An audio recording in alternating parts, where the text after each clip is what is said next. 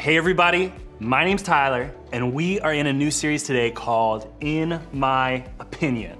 Now we gave it that name because my opinion is the only one that matters. Psych! It's not why we gave it that name. We gave it that name because if there's one thing that we all have, it's an opinion. Now, I don't know about you, but I feel like I hear the phrase, in my opinion, a lot. Sometimes we use it when we're not totally sure how what we're gonna say will be received or if we're gonna be judged for it. So like, in my opinion, it's the best song ever written.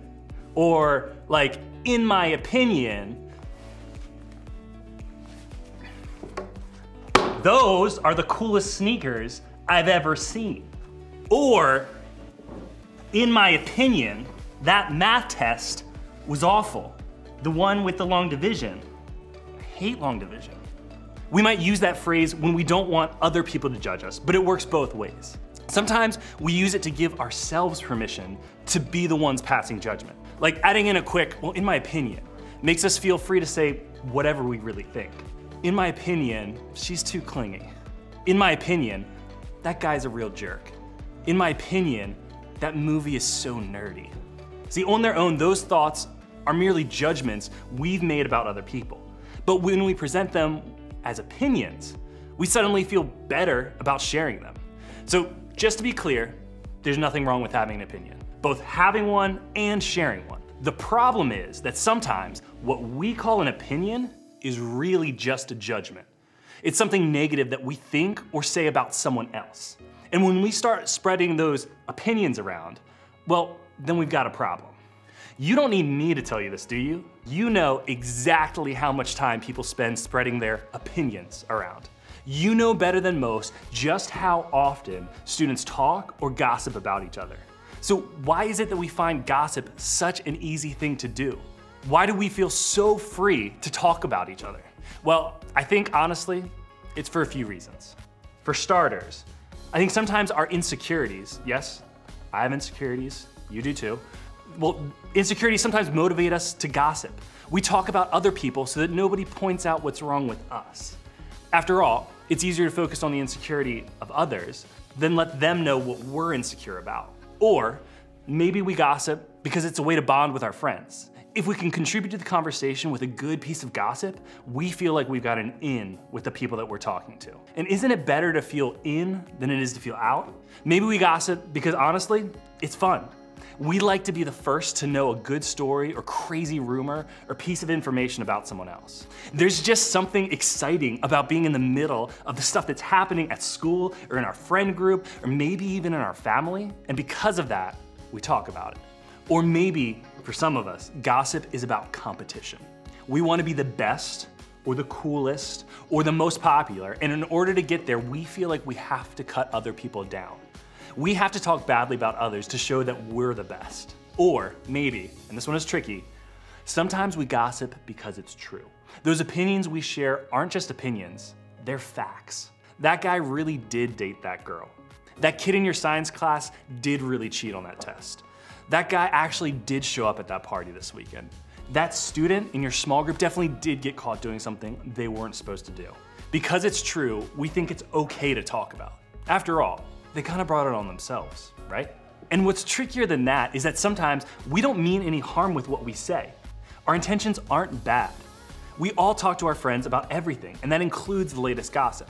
Sometimes we share it because we really are worried, or surprised, or we want to help in some way. Besides, we trust the person that we're talking to, right? We know that they won't tell or repeat what we're saying, will they?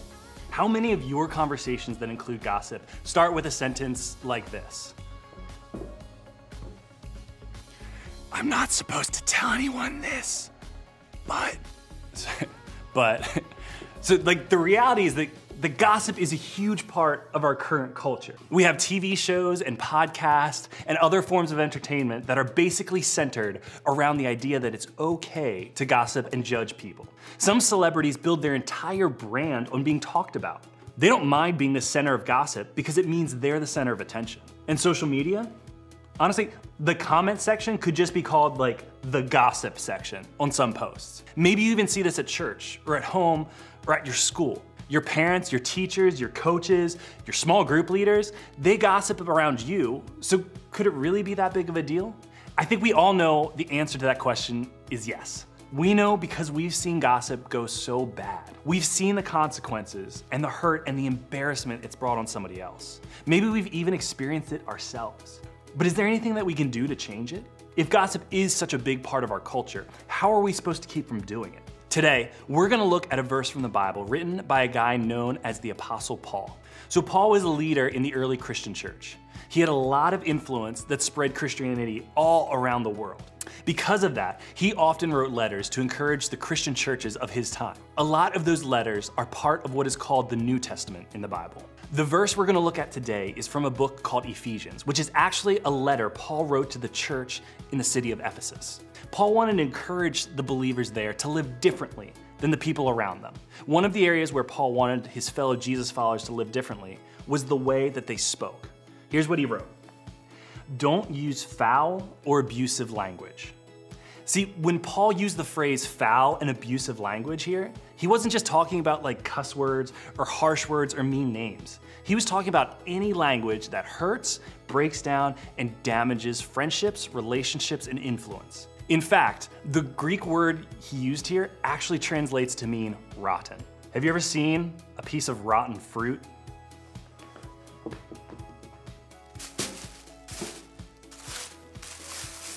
Well, it's disgusting, it smells bad, it turns a nasty color, it attracts flies.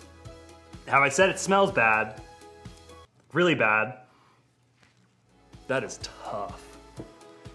Basically, you don't want this in your kitchen. I don't even want this around me right now. Rotten fruit's bad. And Paul said this kind of language, like these opinions that we spread around as gossip, it does the same thing. It rots our relationships, our friendships, our ability to influence other people for good. So what can we do? How do we start to produce good fruit instead of rotten fruit with the words that come out of our mouths? Well, I think something Jesus said can give us an idea. Take a look. It's not what goes into your body that defiles you. You are defiled by what comes from your heart. Can I just let you in on a little secret about gossip? It's not really about the person you're talking about. Gossip is really about what's happening inside of you. It's about what's happening in your heart. That's what Jesus was saying here.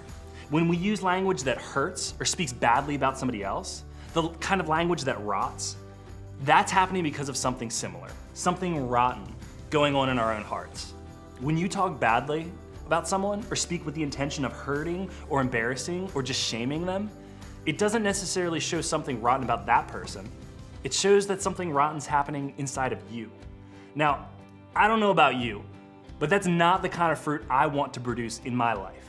So if we want to change our words and stop gossiping, we've got to check our hearts.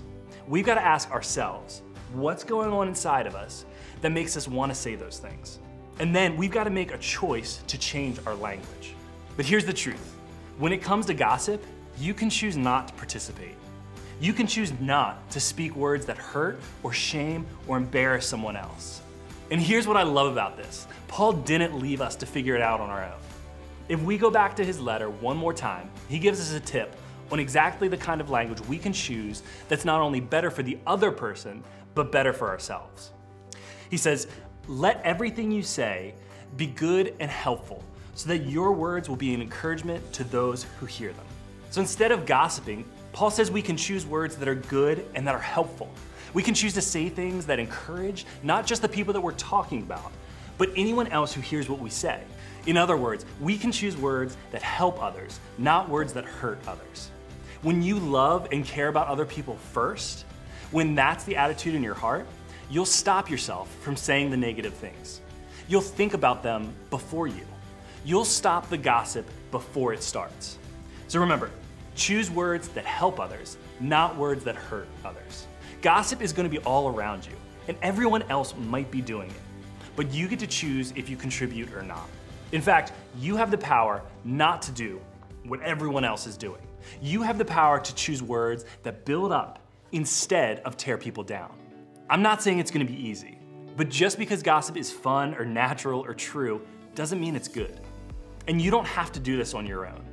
God's very Spirit lives inside of you, and He'd love to help you choose to speak life instead of words that rot. So, ask Him for help. So next time you find yourself about to give an opinion you know is nothing more than gossip, I want you to stop and ask yourself this. Why do I want to say this? What's happening in me that's making me want to say this thing to or about someone else? What does this show me about my heart? Identify where your desire to gossip is coming from.